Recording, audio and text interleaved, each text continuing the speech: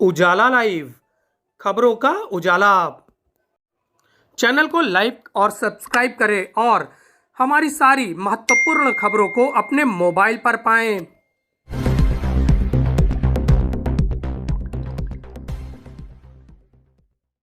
स्वामी प्रसाद मौर्य के बयानों से फिर भड़के साधु संत। संगम नगरी प्रयागराज के विश्व प्रसिद्ध माघ मेले में साधु संतों का जमावड़ा लगा हुआ है। साधु संतों ने स्वामी प्रसाद मौर्य को शास्त्रार्थ की चुनौती दी है। उनका कहना है कि एक शब्द के हजारों मतलब होते हैं। उन्होंने कहा है कि कबीर दास जी ने भी कई दोहे लिखे हैं, उनके भी कई मतलब निकलते हैं। यही नहीं, साधु संतों ने स्वामी प्रसाद मौर्य को दो मुहा सांप तक कह डाला और कहा कि उनकी अपनी कोई हैसियत नहीं है। उनकी राजनीति की दुकान बंद हो चुकी है, जिसे खोलने के लिए वह तरह तरह के प्रलाप कर रहे हैं। स्वामी प्रसाद मौर्य को लेकर साधु संत खासे नाराज दिखे। उनका कहना है कि वह जिस पार्टी में जाते हैं उस पार्टी में अपनी दबदबा बनाने के लिए अनर्गल प्रलाप करते हैं और तरह तरह के बयान देते हैं। यही नहीं, साधु संतों ने उनसे कहा कि शास्त्रार्थ करके वह इस बात को सिद्ध भी कर सकते हैं। अगर उनमें हिम्मत है तो वह माघ मेले में आकर दिखाएं। जब कोई व्यक्ति विक्षिप्त हो जाए, पागल हो जाए, तो अपनी बात को सिद्ध करने के लिए प्रयास करेगा। मैंने शास्त्रार्थ के लिए कहा था, मैं फिर कह रहा हूँ, तुलसीदास की एक चौपाई को लेकर के 100 बार अनर्गल बयान दिया जा रहा है। जबकि मैं एक संकेत करता हूँ, समाज में व्यक्ति कहता है मैं बहुत दिन से आपको ताड़ रहा था, आप मिल गए। ताड़ने का मतलब पहचानना भी होता है, ताड़ने का मतलब जानना भी होता है, ताड़ने का मतलब किसी व्यक्ति को देखना भी होता है। तो ढोल गवार शूद्र पर सुनारी सकल ताड़ना के अधिकारी पर आप 100 बार विवाद कर रहे हैं। कबीर की और रहीम की सारी पंक्तियां मेरे सामने रखी जाएं।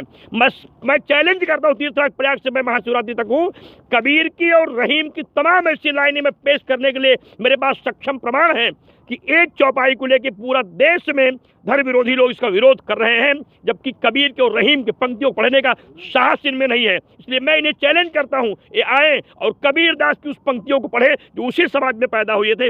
रहीम दास की पंक्तियां पढ़ें तो ये इनकी जिह्वा बंद हो जाएगी। ये केवल जानबूझ करके समाज को बदनाम करने के लिए, विद्रोह फैलाने के लिए, राम जी की छवि को खराब करने के लिए, रामचरितमानस को बदनाम करने के लिए सोची समझी राजनीति के तहत सपा की भाषा को स्वामी प्रसाद मौर्य बोल रहे हैं। निश्चित रूप से देश के बंटवारे की एक राजनीति है। ये लोग एक नया मुगलिस्तान, नया पाकिस्तान देश में बनाना चाहते हैं। इनके दिमाग में एक बात पैदा है कि धर्म विरोधियों का एक अलग जत्था हो जाए जो एक नए हिंदुस्तान को बढ़ती हुई नहीं देख पा रहा है। उसे बांट करके एक दूसरा मुगलिस्तान देश में बनाया जाए। मैं शास्त्रार्थ की चुनौती देता हूँ और आने वाले समय में मैं फिर तीसरा प्रयास से कह रहा हूँ कि मैं इन नेताओं को सदन नहीं जाने दूंगा।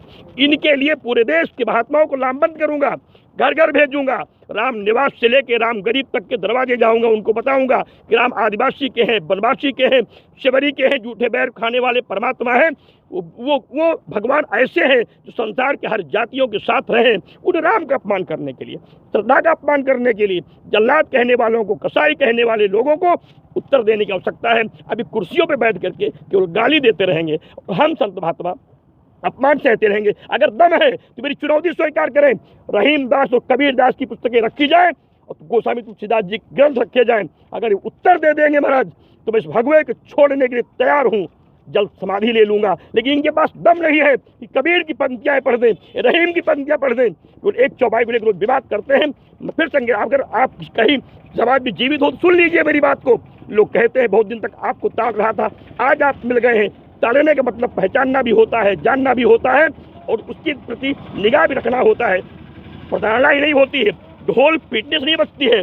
ढोल बजाने वाले व्यक्ति के पास गुण होना चाहिए, उसमें जो कही गई है बात है करना चाहिए, इन पर ज़्यादा स्नेह करना चाहिए। उसे इन्होंने नहीं देखा। भगवान शिवरी के यहाँ गए, भगवान ने जटायु को अपने पास रखा, भगवान ने आदिवासी को रखा, भगवान ने बनवासी को रखा, भगवान ने अहिल्या के साथ उद्धार किया। ये इनको दिखाई नहीं पड़ा। एक चौपाई गोस्वामी दास जी की पूरे देश के लिए एक मुद्दा बन गया है। इनको शर्म नहीं आती है।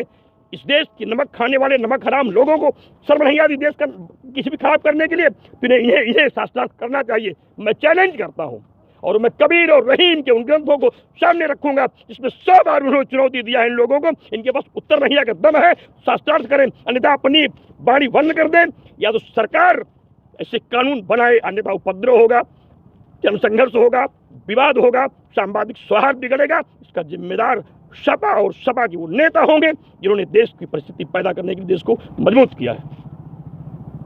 स्वामी प्रसाद मौर्य ने क्या बयान दिया है और क्या सत्यता है, मैं केवल एक चीज़ जानता हूँ कि स्वामी प्रसाद मौर्य दो मुहा सांप है। दो मुहा सांप इसलिए है कि स्वामी प्रसाद मौर्य कभी कुछ बोलते हैं, कभी कुछ बोलते हैं। स्वामी प्रसाद मौर्य का जो व्यक्तित्व है वो दो मुहा सांप से मिलता है, क्योंकि स्वामी प्रसाद मौर्य अपने खुद पे बात पे आए हैं। क्या वो बीजेपी में थे तब ये नहीं बोल सकते थे? जब वो दूसरे पार्टी में गए तब ये बोलने लगे, अभी कल दूसरी पार्टी में जाएंगे तो वो बोलने लगेंगे। स्वामी प्रसाद मौर्य एक बंद दुकान है, जो अपनी दुकान को खोलना चाहते हैं, वो कुछ भी प्रलाप कर रहे हैं। स्वामी प्रसाद मौर्य को मैं एक सलाह देना चाहता हूँ कि वो पहले जाएं, किसी न्यूरो सर्जन को अपना दिमाग का कायदे से जांच करवाएं और दिखाएं, और रामचरितमानस के ऊपर बोलने से पहले, सनातन से बोलने के पहले वो अपने अंदर झांक कर देखें। और मैं पूरा उनको सलाह दूंगा कि किसी अच्छे मनोचिकित्सक को दिखा के वो अपना जांच कराएं, क्योंकि वो एक रोगी है। और ऐसा रोगी जो कुंठित मानसिकता का व्यक्ति हो वही बार बार बयान बदलता है, और ऐसे अनर्गल प्रलाप को देकर एक मीडिया की सुर्खियों में बना रहना चाहता है। स्वामी प्रसाद मौर्य एक बंद डिब्बा और बंद दुकान है, जो कि अब चलने वाले नहीं।